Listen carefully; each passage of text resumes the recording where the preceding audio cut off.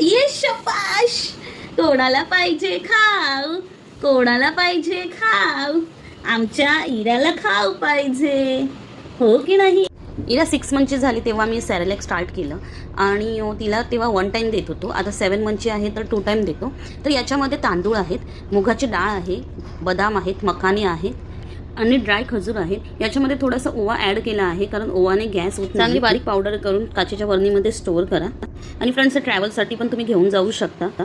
1 वाटी पाण्यामध्ये 2 स्पून मी ॲड करते. हे डेलीचं मेजरमेंट आहे, तुमच्याकडे जे मेजरमेंट आहे ते तुम्ही यूज करू शकता.